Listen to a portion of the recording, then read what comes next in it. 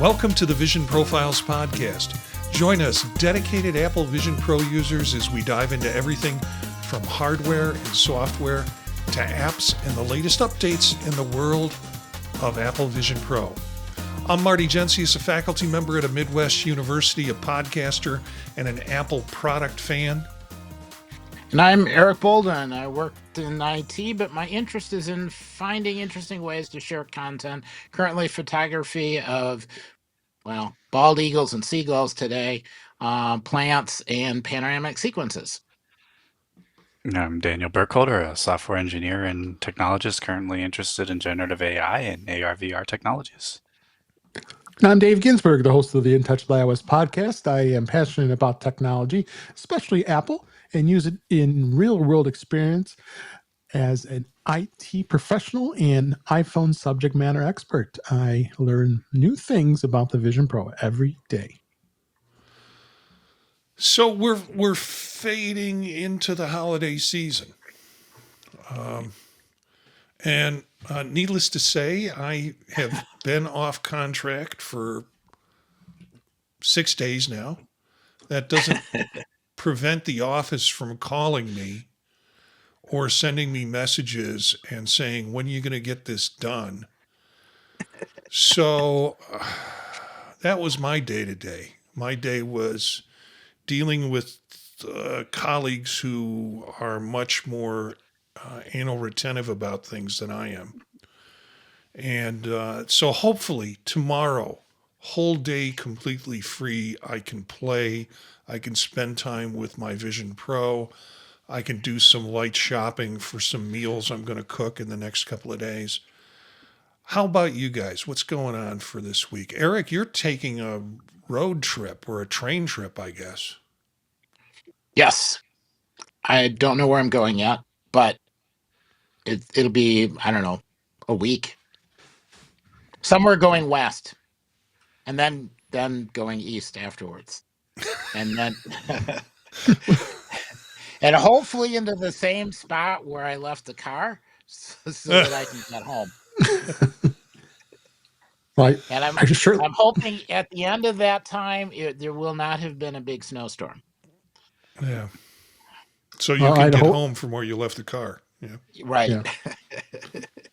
Well, I hope you're going to be doing that travel test on the Vision Pro like you were supposed to. Yep. It's all queued up, ready to go. I got a big, huge spot left in my suitcase, so I can put everything in there. Yep. We'll see what happens. If I put my windows out and then all of a sudden there's behind me by miles and miles and miles, then I know it didn't work. Yeah. I'm just enjoying my second day of time off from work. 2 weeks. Awesome. Yeah.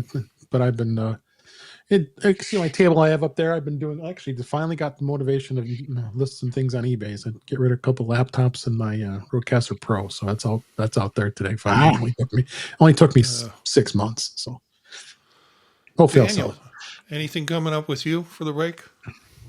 Nothing in particular, really. Fortunately or unfortunately, depending what lens you want to look through it, though, I get a lot of my best work done during the holidays. I've been grinding on some work projects that I really want to get done before the end of the year. And because everybody else is off, it's like super quiet for me. So it's like the perfect kind of Zen mode. So depending how you look at it, I'm like, okay, cool. I'm not doing much anyway. So this is great for me. And I can get all this done and then kind of go into the new year hot. But otherwise, not much really going on. Yeah, that's the thing with academics. When we've got this time off, when the office isn't bothering us, we can get more of the work done and some of the play that we want to get done that we can't get done during the normal semester. I'll return with a whole different scenario for me in terms of my workload that I'm looking forward to, in terms of not being so tied to running the program, and instead I'll be teaching an extra class. That's okay. I can control that and have a great time. But for the next 2 weeks at least, maybe 3, it's time for me to just kind of relax and play and kick off the rest of the dust of the work that I needed to get done last semester. So I'm kind of looking forward to to break and to the time.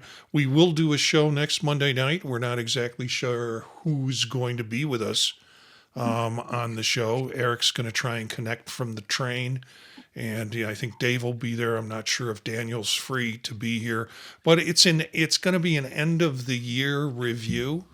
And I'm going to use the show notes that we've had from all the shows that we've done this year and kind of run them through GPT and see if it can pick up what are the top topics of the year for us with Vision Pro.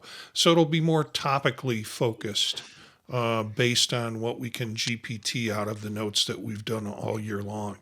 So I'm looking forward to doing that. I'm looking forward to the challenge of putting that show together and then having folks on to talk about it. But let's get to this week's show. I almost did that for this week's show, and then I realized we have another show next week to do. So I'm going to switch to what's going on with Apple Vision Pro, and here we go. This is a patent. It's the only patent that I have to talk about. So rest easy. And we've seen some of this. An Apple patent suggests future version of Vision Pro may gain real-time gaze calibration. And essentially, I think what they're saying there is there are going to be enough sensors in the headset that it will know what you're gazing at and where you're gazing at, and it will make calibration to give you the best viewable option. And they have some diagrams in here that kind of talk about different areas where that calibration can occur.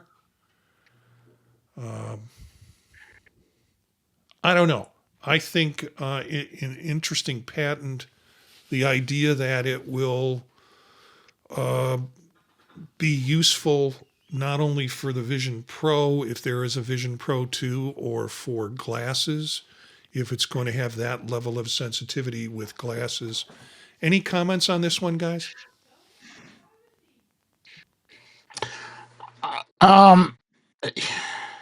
It was interesting to me because it recognized the fact that people don't put the Vision Pro back on their head in exactly the same spot that it was in the last time they used it.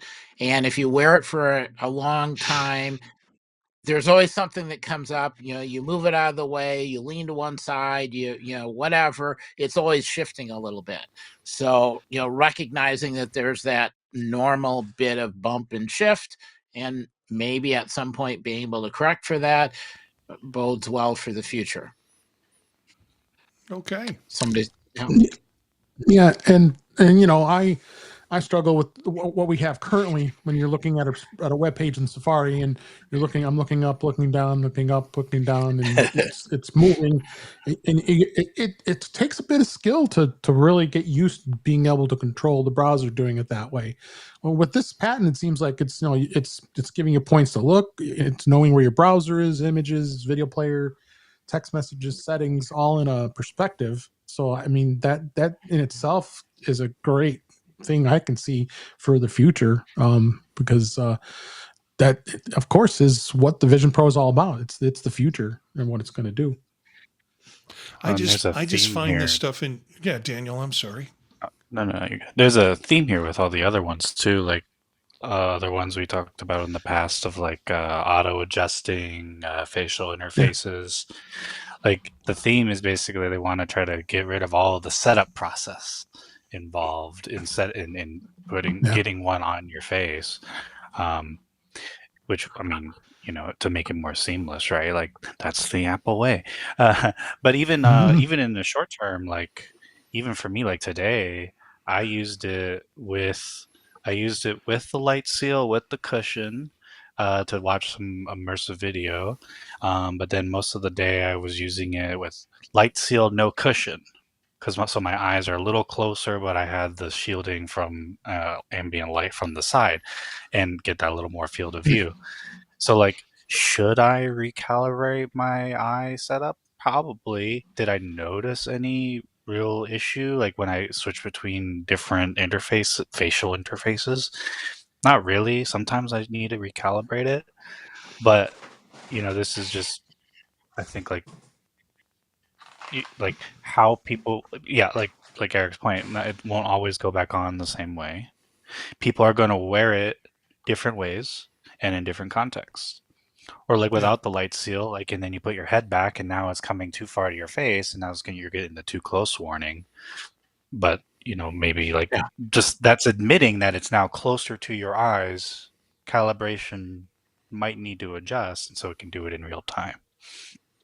This stuff is just ingenious for me. And, you can, and when you look at these things, what it does is it stimulates your imagination. And I can tell that from the responses that the three of you guys gave.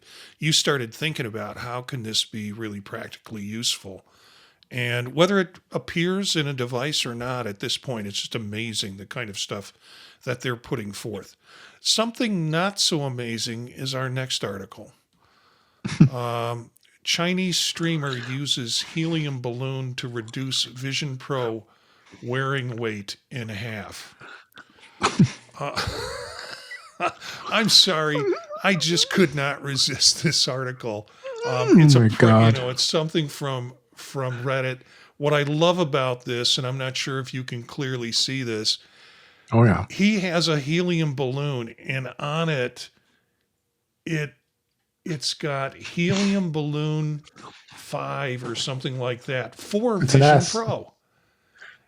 So he has these helium balloons actually printed with Vision Pro information on it. And the idea was somebody watched this video on Billy. It's fun and seems to be very helpful. The streamer made 2 helium balloons, with each one reducing the weight by 1/3 and 2/3 total. The wearing experience is pretty good and comfortable by his own words. And somebody showed a picture of someone staring up at the sky. It's a GIF. When you forget to tether your $3,900 1 terabyte M5 Vision Pro and it floats away. Oops. And some other great I'm- comments. I'm, Wouldn't only I'm half looking of it at float away. Yeah, go ahead, Dave. so I'm looking at this closer. I said I see all those drones behind him too, and I'm like, I'm surprised he didn't put a string on a drone and try to do that instead of this helium balloon. And he's got a big tank of helium on the desktop, I said, which is pretty. yeah, he had to have the tank right next to him to prove that it was helium, right? Without just thinking it's some balloon. Yeah, and what else would make a balloon that big float above his head? Yeah. So there are some there. Of course, on Reddit, people have fun with this. Oh yeah. And they're taught. They go into some depth. The flying scarecrow, and then I lost it. Apple Care Plus with theft, loss, and unexpected flight. Right. Yeah. He pulls it up off of his face, and it just goes up into the space. Yeah. So we'll have the link to this on the page, and you can have fun with it too, as you want to look at it. Thus, a new generation is introduced to the concept of weight versus mass. Yes, it pushes down on your face less, but there's no change in inertia when you move for turn your head. So interesting. They're getting into the Apple physics needs to of it. do a funny callback to this. What is it called? I think it's I believe it's called like when you strap the big balloon to the guy and a plane picks you up. Oh Like, yeah, yeah. Apple needs to make a callback to that and have the Vision Pro like get picked up by a plane to go on a super critical mission in reference. They could attach the guy to a rig so the Vision Pro drags him along for the ride. Yeah, it needs to be what's his name with the amazing hair. what's his name? The Apple exec with the awesome hair.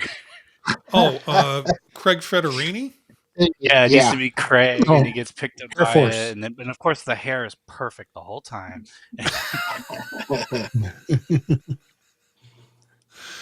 All right. So what I think is probably the big article or set of articles this week. I'll tell you, I went through a lot of the news feeds this week, and it was the same articles redone. Some of the articles were articles that we'd already covered weeks ago, but another media source put out essentially the same article. But this seemed to be new, and involves, and I'm going to hope my optic friends will help with this. This is a article that comes from GitHub, Apple GitHub.io, and it's ML-sharp, and it talks about Sharp, an approach to photorealistic view synthesis from a single image. The nuts and bolts of this is you take a image and then either the software or the processing, and Eric, you delved into this, so you can correct me if I'm wrong. It takes what is a two-dimensional image, and it figures out the depths differences between objects in the picture, and then it re-renders it as a three-dimensional picture. Did I capture that right, Eric? Yes. Okay. Um, it's sort of a weird way to thinking about it, So, a lot of times pictures get described in terms of pixels. Yeah. Um, if you're slightly less exact and you think about it as, blobs of paint, like somebody took a paint gun and made the pixels that way. So it's more blobby, Yeah. right? But then And how it that, made them was a series of but vectors splatting in different angles. right. And you can travel forward based on the likelihood of what the next thing is going to be. So you get some depth. It's There is some. just another way of looking at it. The papers are really good. I'm not good at describing the papers, but the papers are pretty good. And there are lots and lots and lots of examples that are out there that let you kind of see it. And if you're viewing the scene from exactly the same perspective as the original picture, it looks pretty good, high resolution and all the rest of it. You can oftentimes go forward a little bit and it still looks good. Sometimes there's like an opening, like a door or something. You can even go through the door and see stuff. If you go right or left, then there's no data, and then it looks totally different. But the thing that was interesting about it is it builds these models with some depth, but it does it really, really, really quickly. And for this particular example, it's still images, but there are a bunch of people that have done a series of still images to try to get like a short video sequence or even more depth. But the thing that's the interesting part of this whole thing is really, really fast generation of an image that's got depth with good accuracy. And there's a couple of examples where they compare it between other systems of doing this, where there's some jitteriness, some kind of wandering around, or some extra blur. This is very crystal clear. It looks really good, gives you some depth. They're just showing a lot of promise. How this is all going to get used later, I don't know exactly, but it's really cool. Yeah. And you can, in fact, download, and there's a couple tutorials where you could actually build this whole process. If you don't have them I'll make sure that I send you the link that you can add to the notes for the week. And then there's an app called Metal Splatter that Uh-huh. will let you view the image that the little example tutorial builds. There may be a bug in it right at the moment. Last week it was working better, but it'll get fixed again. Yeah, while you were talking, if you're listening to the audio version of the show, I was showing images that came from 3 articles that we have posted in the show notes that you can go and look at the article and see the video of people manipulating these images from 2D to 3D and what it looks like. It's really pretty remarkable. I think it means we can pretty easily generate from good photographs some marvelous sort of in-world experiences. The one shows a guy sitting on the edge of like a water stone by a water rock cliff, and you can pan around it. I've also seen ones where someone takes a still shot in a restaurant and basically can walk around the restaurant, and you have 3D renderings of the people that were in the restaurant based on the still 2D shot that they took. And I think this is going to just blow it up for content and potential content production. Daniel or Dave, you have anything to add to this? I think you pretty well covered it. I can't think I've add much more here. Yeah, and it's fast, and you can build these on a Mac. You don't need a high-end video card to do it. The Mac processing power is enough to do it. Just kind of cool. All right. Yeah. Daniel, you were going to say something, or you just didn't? No, well, yes and no. I mean, I mean, how to say, while Apple may be behind in the current generative AI game, this is further proof that they do have the skill set there, right? Because I mean, generative AI is just an application of machine learning. Yeah. This is all machine learning. So it's really nice to see them come out and demonstrate their strengths, even if they're not showing it in what's currently hot and trendy right now. And they always have kind of had that. So it's nice to see, and I wonder what other uses this could be used for. Like my first thought was 3D scanning, because like when you're doing 3D scanning, it's taking a series of photographs and also building a point cloud with like LiDAR or other different technologies, and then using that all together to mesh and make a model. So maybe you could do it much faster with less images, higher quality. I could see how you could apply this perhaps in that domain as well.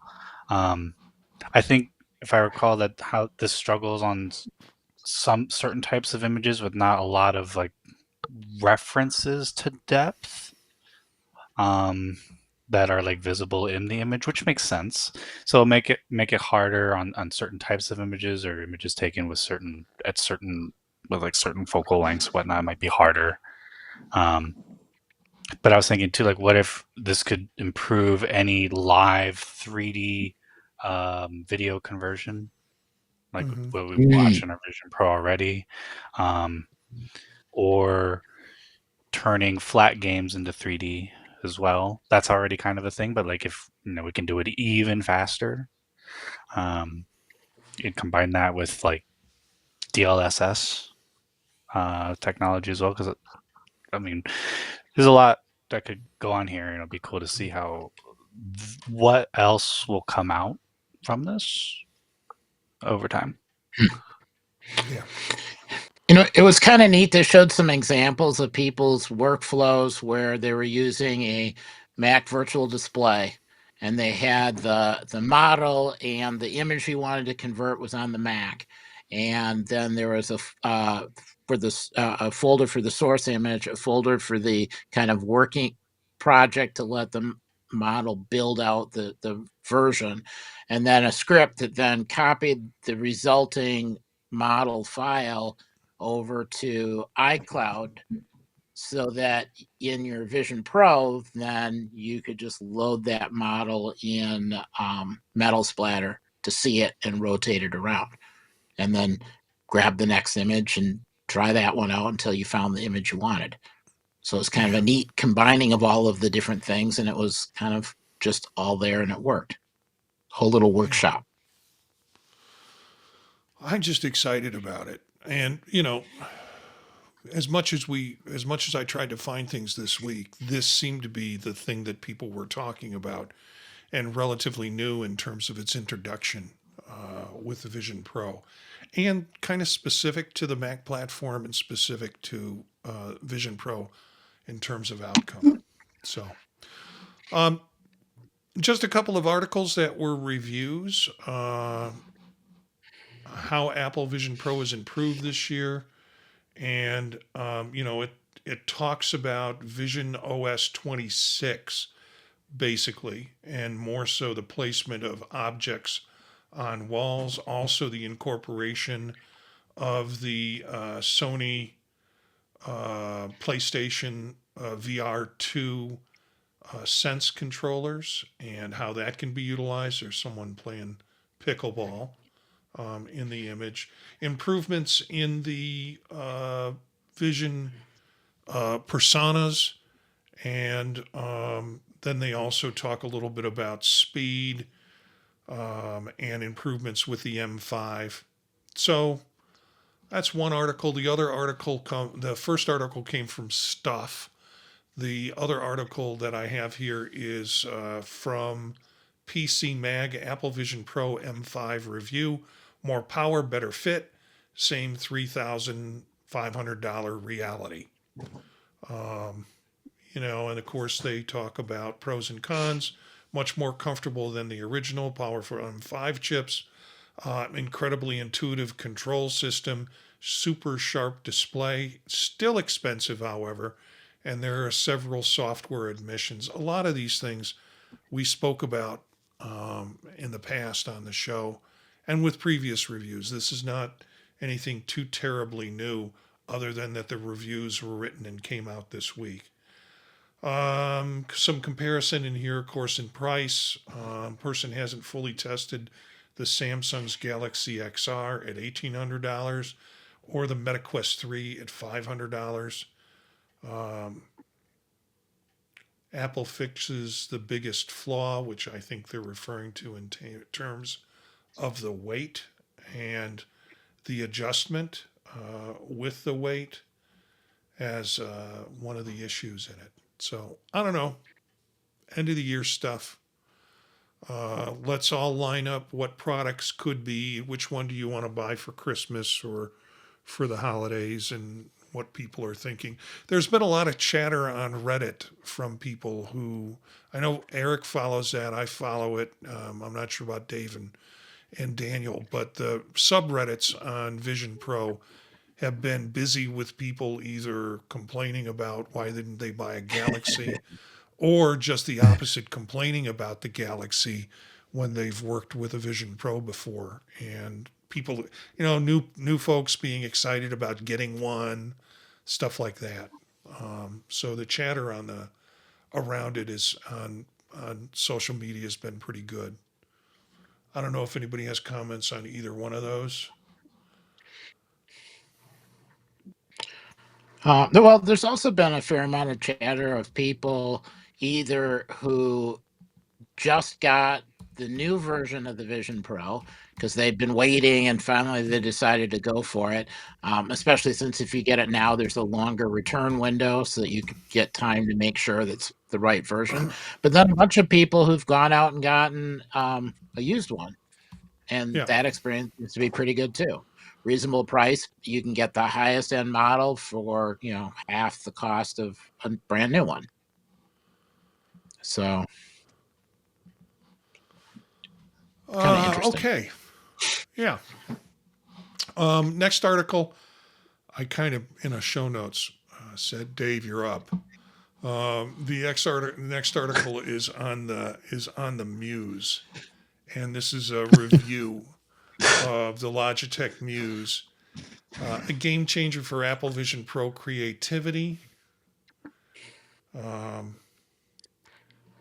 If you remember, the Muse was first introduced, and there was really nothing to do with it. Logitech didn't even give an app for you to play with it on. And because of that, there was a little bit of a sense of, what do I do with this thing if I purchased it? Because I kind of expected some stuff to be able to work. There is a site that is, I think it's like Raven app. We'll put the link in the show notes that has a link to all of those apps that the Muse can now use that are available on Vision Pro, and that list keeps getting bigger. It still essentially is a tool that's being used for design and art. It doesn't seem like there are apps that are building it in as a pointer, which there was some discussion at one time.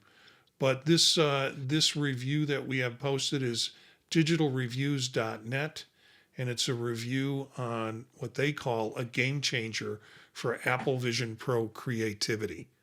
So you have a little bit in the article, but you also have a review that is on YouTube that you can gather from that. I have not found much use for mine yet. I played with it a Same. couple of times. Yeah, I mean, I'm trying to find the time. I mean, generally when I'm putting my headset on, I'm doing other type of work than trying to create, pastel paintings. But in terms of Oh, productivity, I haven't found it. well, at least they have the list. I'm going to go back and look at that list to see and finally make some time for it, because that's where the problem is, making time to do it.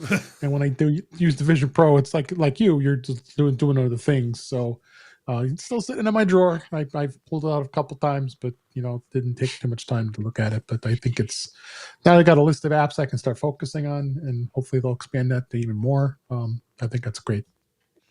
Yeah, I mean, it's nice to have some. It's nice that Apple is kind of broken away from nothing but hands in terms Right. of the device, and they've done that with the Sony controllers, and also with there were some third-party ones. I know Daniel and I both got some controllers that were meant to be game controllers, but it requires kind of the crossover that I don't have the skill set to do that as a gamer. Hmm. And so I'm really looking for ones like the Muse that seem to be built just for the Apple Vision Pro, and I'm still working on the Sonys. They sit behind me, and that might be a nut I'll have to crack sometime during the break that I've got.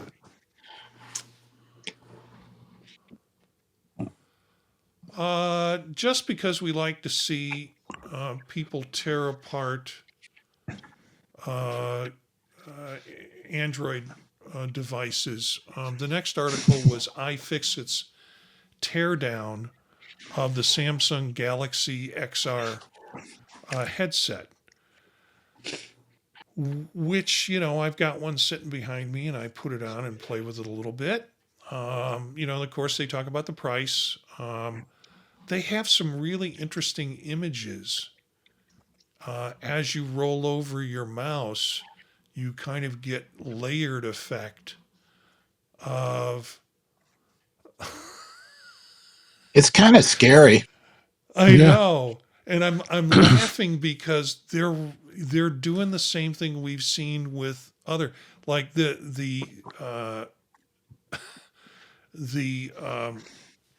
caption on this picture is, "I'm Locutus of bored. Resistance is futile." So Yeah. they have a little bit of freedom of movement there with their editorials on it. But it's got some remarkable teardown. The end result is, hey, this is pretty cool. You can remove a lot of stuff with just a screwdriver. At the same time, Samsung is making it a point to say, you shouldn't be doing this. In fact, there's this one portion of the article that they discover that there is a void if tampered sticker. And if you remove that sticker, there's a screw under it, which allows you then to get further into the device. They make a point that it's inside we ran into warranty void if removed style sticker covering the screw. This is not just annoying, it's illegal in the US since the passage of the 1975 law called the Magnuson-Moss Warranty Act. Magnuson-Moss says that a company can't condition a warranty on whether the owner of a device has opened it, fixed it, or had it fixed by a third party. If you break something inside, they can still push back, but these stickers are illegal. But they put them in there kind of to scare you. folks off. Yeah, to scare you. Interesting, if you look at the layout of, and it looks like it's a couple of layers of shell that cover. External shell has cameras, obviously external cameras, and then you have a second shell that has your cooling device, and then the third shell you actually get down to the not only the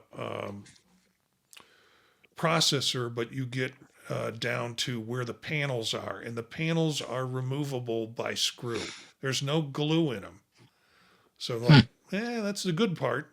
The bad part is who the hell would want to do that? Yep. So is the Galaxy XR repairable? Yeah, probably, but it won't make you. It's not suggested.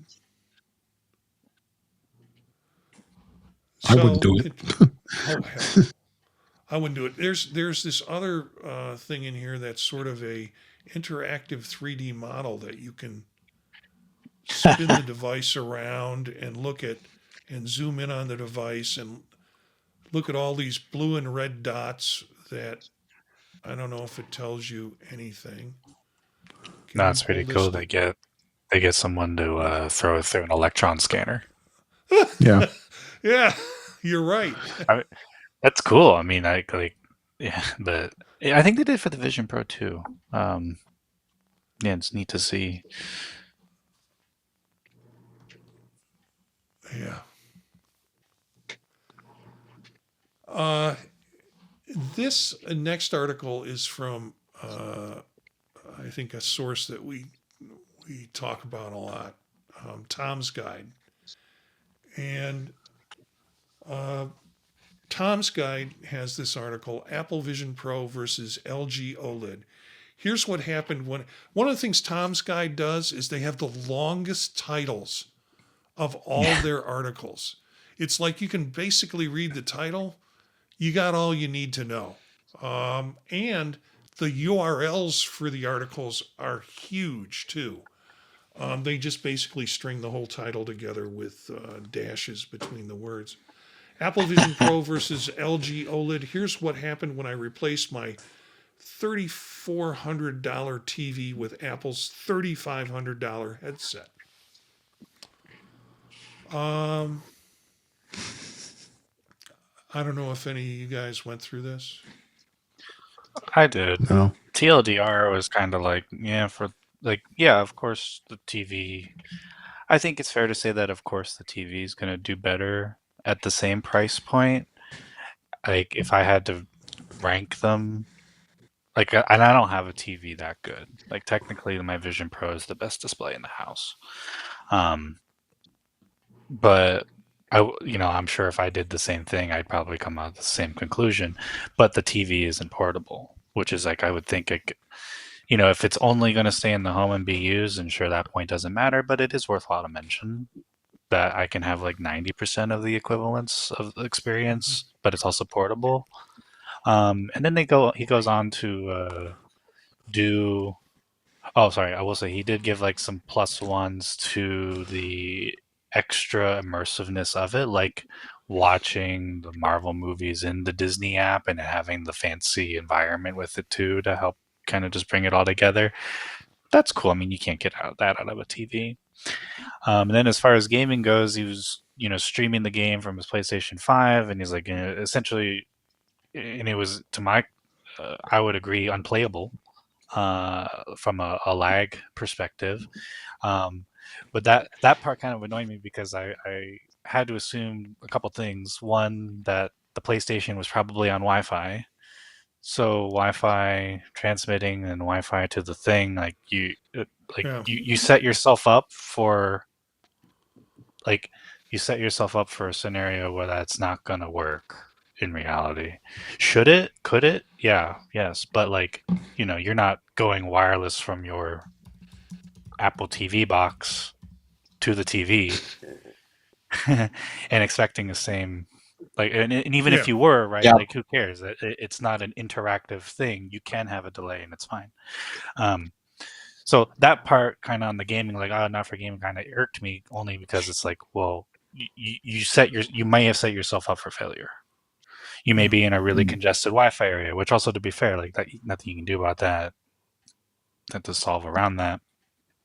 But I bet you if that PlayStation 5 was hooked up to Ethernet and then streaming to the Vision Pro, it would be just as much a good of an experience that I have and many others have streaming their games in that. So He was, I watched the video. I say I watched maybe about 80% because I watched segments of it as he was going through things and then jumped to other segments to see. In the end, he was rather complimentary of the Vision Pro in terms of, and you see these things, and particularly the way the title is set up, you feel this is going to be a hack job. And Tom's Guide does some hack jobs. That's what gets them clicks.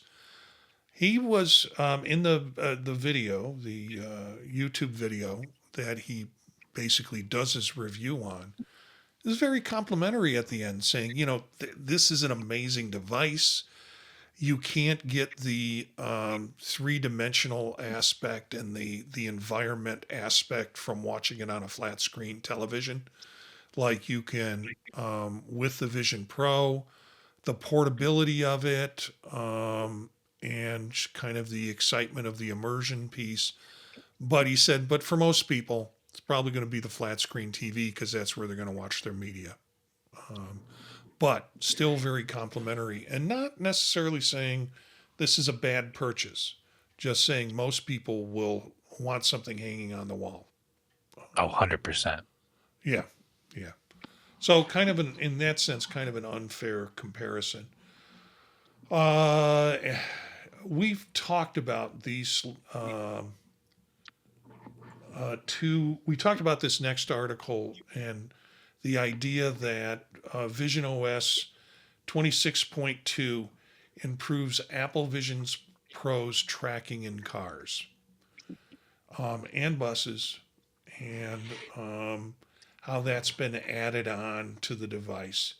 And as part of travel mode, and we'll get a real life test or a report on a real life test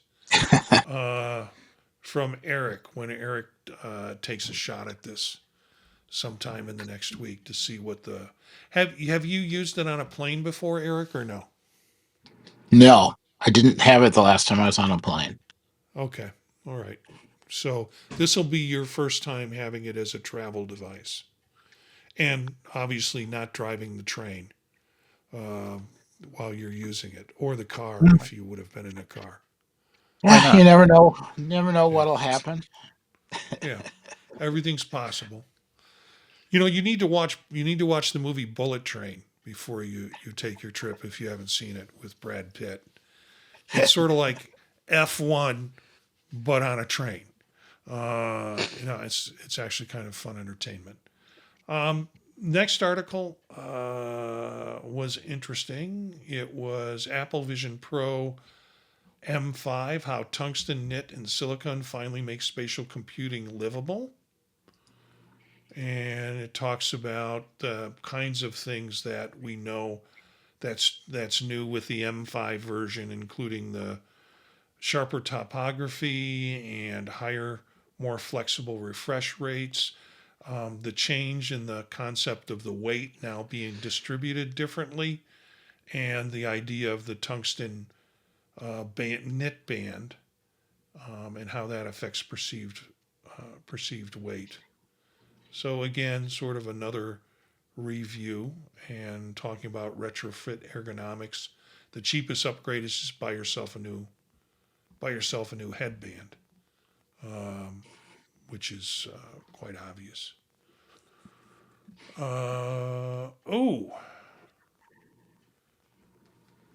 We talked about personas and the differences in personas. Last week we covered in an article that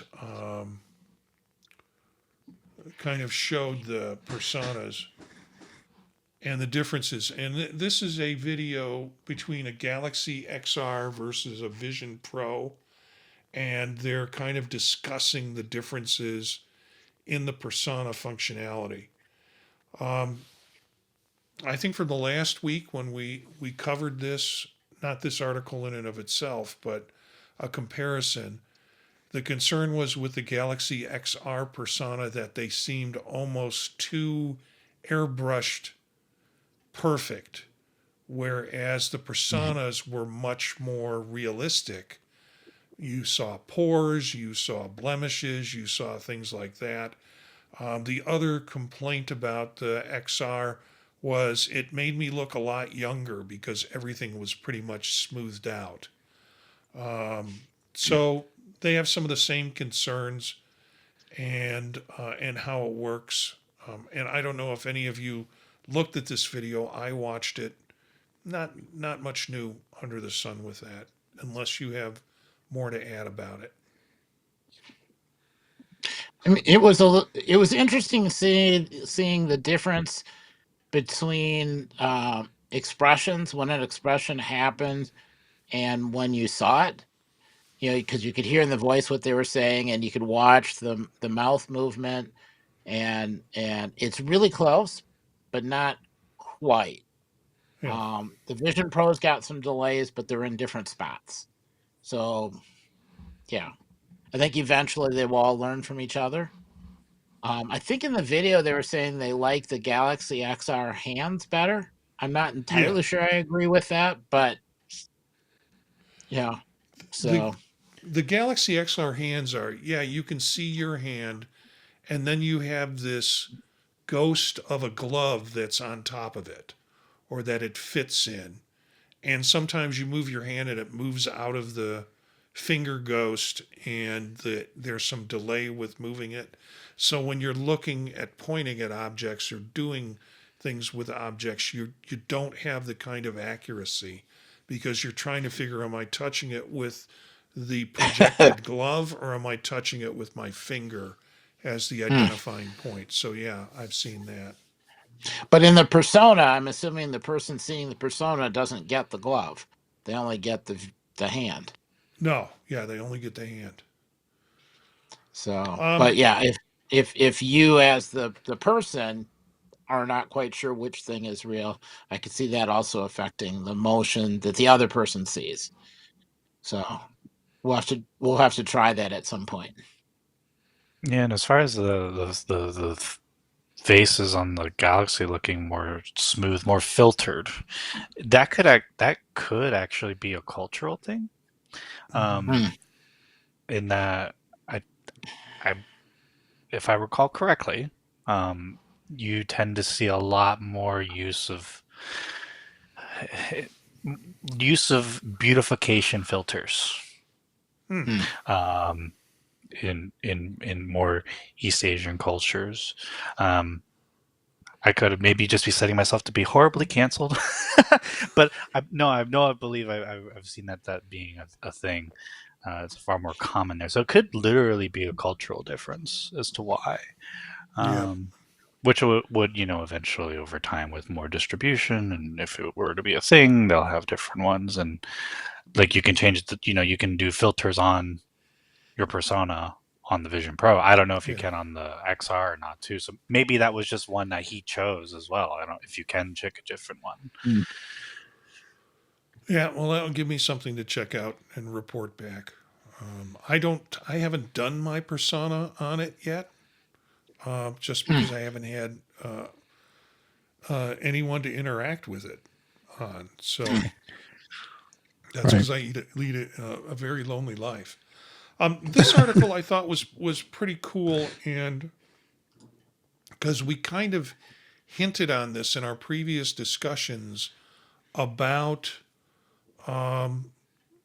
how these videos that are coming out, the spatial and immersive videos are coming out, are learning more and about storytelling. And this comes from Fast Company. And I know Chuck Joyner kind of turned me on to this particular magazine, digital media site, where they have some good things about business, but also some good things about technology.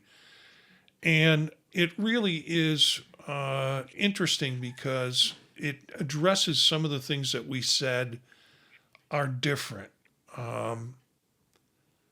And the idea that you can tell stories differently with immersive cinema and in different ways using immersive cinema. So, in particular, the last video that was produced, I'm forgetting what it was that we talked about. The ski one, or The ski one. Yeah, the ski one has an intense amount of different kinds of camera shots, different ways of telling a story versus some of the animal ones. It's shot sort of, whereas the ski one shot with multiple cameras, multiple positioning, you get a different sense of the sport and the activity, and that it is an activity versus some of the things like I keep going back to the orangutan video where it's a lot of still in position shots, not a lot of movement from the camera, but the animals might move towards the camera or move away from the camera. They're the subjects of it, and so that's a different kind of storytelling with this. I don't know if you folks have any more on this. yeah, it's sort of they're starting to get more of a, are you there actually in as part of the story, or are you watching the story? And if you're watching the story, are you right next to it, or are you slightly removed from it? And they're getting better at figuring out kind of what your position is related to the story. And early on, I mean, you commented on that. I think early on, a lot of times you were way, way too close. Mm-hmm. They're getting better about not being too close, but still moving you around in interesting ways. Or like how to engage you in it where the format is novel. Like I watched the Red Bull skiing one this evening, and there Oh, was one cool. scene they were getting ready. They just landed off the helicopter. They're getting ready. There was one guy on the left, kind of just talking to his buddies up top on the right, and they were just kind of talking about what they're about to do. So you were naturally, as an individual, like if you were there in real life, you were looking at your bro on the left, and then you look up at your buddies on the right, and then they go and do the thing. Like so, it's kind of like, yeah, maybe if it was a flat image, you would do the same thing, kind of just look left, look right. But the fact that that really felt like, in a way, more so you were the person there, whereas like some of those other ones where it's just the still camera image, like it doesn't. It's like, well, here it is in your face. Actually, almost you could almost plot it like those documentary ones were more akin to like 3D movies Mm-hmm. where it was like kind Yeah. of an afterthought. Whereas then now further as they're learning more, it's like, it's more engaging, not like just like here's depth in your face. It's like that, and that's all. Yeah. Yep. Yeah, this article goes through and it touches points about the shooting of the video with the Weekend, one of the early ones that we Yeah. saw, Hmm. and then it goes into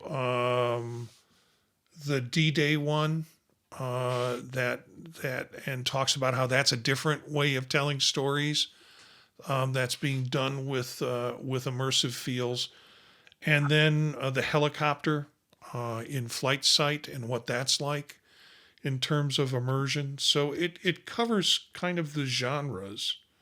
Um, doesn't say anything about the Red Bull one, but I think your points are really well taken, Daniel. One of the things I was aware of watching the Red Bull one was there were certain scenes where I could see the tips of the skis in the bottom of the frame, which made me Yep. feel like I'm part of that.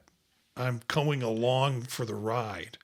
And I thought, when I first saw that, I thought, is this just poor camera work or is this intentional in the sense that I'm not, because I was so focused on following the person in front of me that I didn't realize that so was the camera, but so was the person who was holding the camera.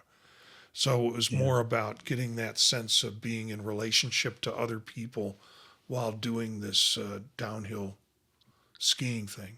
So Yeah, much more of a video game, yeah, like storytelling Oh. kind of experience. Like Mhm. I want to see a Hideo Kojima immersive movie made by him. Like that's what I want to see. I want him to finally make a movie and do it in a spatial. Oh, Yeah. Well, I mean, we're finally starting to get scenes where I feel like I need to step back slightly so I don't get wet or covered in snow. yeah, And that's what I want. Or the scenes where I'm feeling like I should have packed a parachute because I'm way too close to the ledge. I don't need more of those. But the ones where I'm avoiding getting wet, yeah, that's kind of cool. I think the next one coming out is the big wave one, the big surfing mm, one, if I remember correctly. So chances That could are be you're going to fun. get wet again. Uh, Yep. so interesting, and I'm glad Fast Company took this from a perspective of look at all the cool thing, not just look at all the cool things that you can do with immersive video, but they took it from a storytelling, from a documentary, and from a music videos, and all those kinds of ways of how this technology is kind of pushing the limits in terms of or adding to the storytelling function. One more article. I'm going to need some help on this, folks. It is, and I had it in the query last time. I don't think we got to it. Gravitas Dream. Create books about your pets in Apple Vision Pro. So, video starts with my real live gecko and then pans to a printed storybook I made with him. After that, it jumps into Apple Vision Pro where the same story lives in a curved wall of pages floating in space. And for those of you who are watching the video version of this, I'll go ahead and expand it so you can see a little bit about this. Any comments on this if you had an opportunity to look at it? I mean, it's taking a great advantage of what the Vision Pro can do, bringing it to life. Because this is, yeah, they're going through the booklet right now, looking at the different Yep. animals, and right now I'm just seeing the video where it's going back and forth between the pages. I didn't see the whole thing yet, but Yeah. I like the concept. is there anything really Vision Pro specific about this though? Yeah, so far there isn't, honestly. Yeah, I mean, other than like showing the book, like kind of near the end, and kind of show it all around. But I'm like, okay, I can just load up a bunch of photos in the Photos app too. I'm not trying to be Yeah. mean either, but like, Yeah. yeah, I'm like that. Yeah, Well, to me, it's interesting just from the concept of normally with a book or a binder or something else, you flip through a bunch of pages. Maybe you can open up the binder and you can pull out some pages on the table. There's certainly been games where you had floating pages. It feels like it's close, but there should be something else you could do with it to kind of push that floating book concept a tiny bit. Yeah.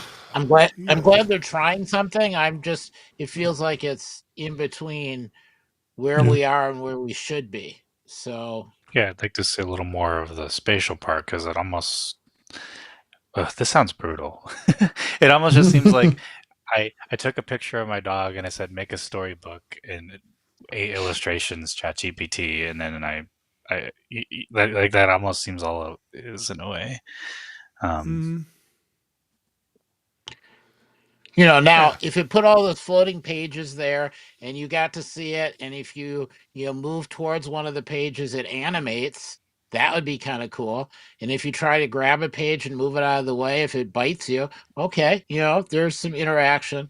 But maybe add some more audio, or it's close, but Or talk not about it quite. and talk about like the event, maybe watch or like include some spatial video, and then it can make a little story about it, and then you gather up those moments over time. Okay. Hmm. I'm Mhm. not disagreeing with your creative enhancement of what could be done here. Um, Or if you've got all of those floating images, you could have a whole immersive video in the background, going while you're doing the images. I Let's think they give need to take those images and run them through Sharp and have a actual 3D gecko Yeah. Take supersized photos, in the. and then I can make a model of my dog and put it in space, and then it'll be my dogs running around in my little in space world. There we go. Or really. enlarge the dog and you can actually jump in the dog's mouth and go down its throat Yes, and Now, come out the now, other end. it's a now I Magic think that Schoolhouse episode. that's a different thing. Although I could see it would be kind of cool if you like touched a picture and then all of a sudden your avatar ended up in the picture. Okay. So that you were like trapped, like one of the games where the character's going along and all of a sudden you're sucked into whatever the magic plate is or whatever. It needs more. Yeah, it's your dog, and I'm sure your dog's story is really kind of cool, and you put it out there and it's floating and all that kind of stuff, but that's not enough. Why is it that I want to be inside objects? Um, We'll have to talk to your therapist about that one. That's right. yeah, that's yeah, It all that's depends on what the object is, if paging Dr. Freud for that one. it's a really nice castle and it's got unlimited power and comfort and a good kitchen and plenty of supplies. No, Yeah. I was thinking more about Daniel's dog, but Oh, yeah. I wasn't I don't even know what thinking that is. comfort area. Well, we have apps, Huh. and I'm going to start with, we have them all in order here. We have a couple of them to share with folks. And let's go ahead and start with finalist.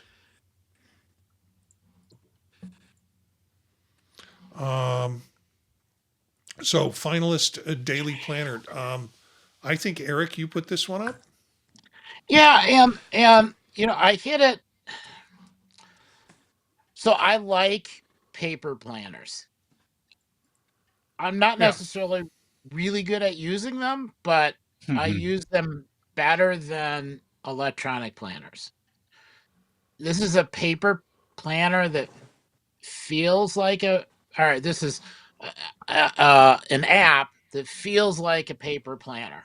You get to a day, you see something that's a to do on the day, you don't do it on the day because you never get a chance to get done with everything, and you swipe right and it shoves itself into tomorrow.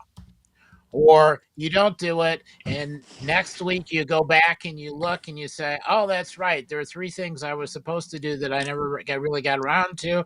When you notice them, you just swipe right and it jumps in into today, and then you could do something with it. Or you swipe left and poof, it vaporizes and you never have to do it.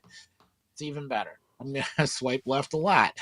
So kind of neat. It runs on everything. Yeah. I do have to say, it's I think a little bit of a newer app, or a big update, and so in some ways it feels like there's a few things they have to work out. The functionality I wanted is there, but like going from machine to machine, it didn't always recognize that I actually owned it, and it kept wanting me to pay again. Hopefully that will smooth out over time. Yeah. And it was easy in the interface to accidentally turn off parts of the app, and so that each machine you're on behaved differently. But I was able to use it on the Vision Pro and move things forward in time, backward in time, or get rid of them, which is really all I want to be able to do. Because usually I'm adding things on my phone, not on the Vision Pro. But if I'm on my Vision Pro, I want to be able to see my calendar, and I want to be able to move things if I didn't get to it, or I want to remind myself the next day. So, it has the pieces I want. I can have things floating out there. Kind of seems to work. So I bought it. I will play with it. The jury will be out for another few months, but it's good enough that I didn't regret buying it.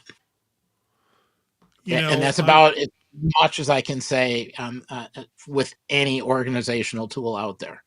Yeah, the pictures on the Apple site, if you go through and search for it, the pictures, and I showed some of them while you were talking. The pictures for Vision Pro are just incredibly blurry. I don't know why they put those up on it. I went to get the app today in preparation for the show, and I had already purchased it. So it showed up as something that I apparently purchased a while ago, like Surprise! every planner that I have, and it was there.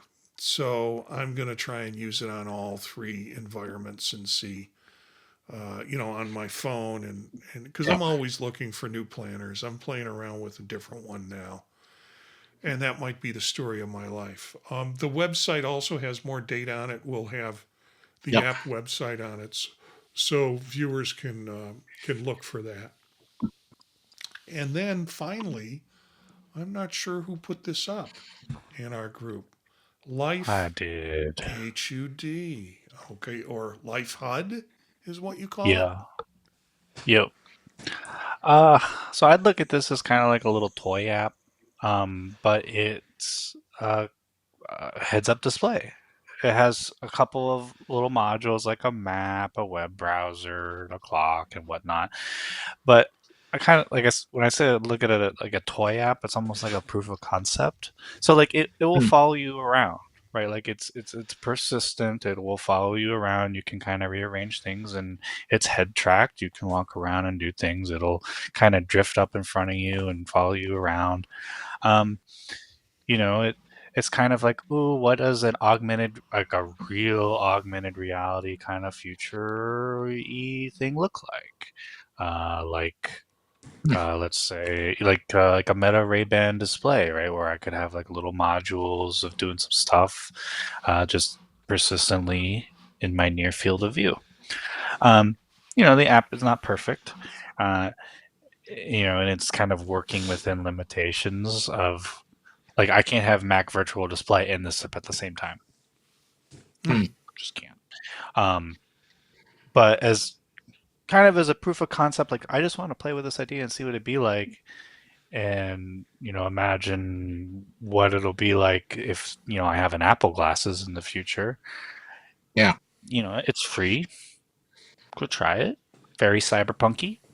It's cool. just to get an idea and just to see kind of, let the imagination go. Actually seeing that kind of thing in your real field of view. It's only 22.8 megabytes, so it's not going to take up a lot of space. Yeah, that's nothing. Yeah, Oh, check it it'll out. be fun. Yeah, it is Life HUD or Life HUD. Yeah, experience Life HUD. So the links for the apps, like all the other articles that we've talked about today, will be in the show notes, available in the video version of the program, or in the audio version of the program. Just look in the show notes and you'll get the links to the things that we've been talking about. Okay, so that wraps the show. And we've had people in the chat room. They have been quiet tonight. So thanks for Chuck was in here from Mac Voices TV. We had Statler and Waldorf in. I think Brian was in at Yeah, one he was. point. And so thanks for the folks who joined the chat room. And we still have folks in that are watching or listening to us now. So thanks for joining us. You can join the chat room on Monday nights at 9 p.m. Eastern Time, around 9 p.m. when we start the show, at youtube.com/@vision profiles. And that's the channel where you can find us live streaming. And if you don't catch it on the live stream, you can catch the video later on YouTube or audio on any podcatcher service. So let's find out where we can find people. We'll start with Eric's.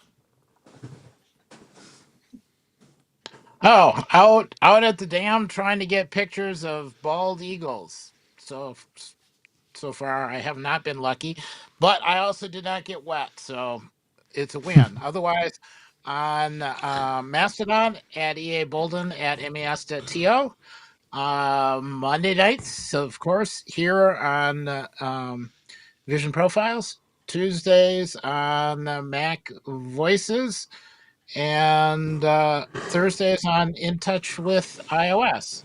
Kind of progressing between all of the different OSs and wrapping up the week with kind of all the rest of the news. So works well. Dave? Yeah, thanks, Sparky. You could find me at In Touch with iOS, intouchwithios.com, YouTube channel is youtube.com/In Touch with iOS. We'll be recording the show during the holiday weeks, 10 a.m. Central Time on Friday.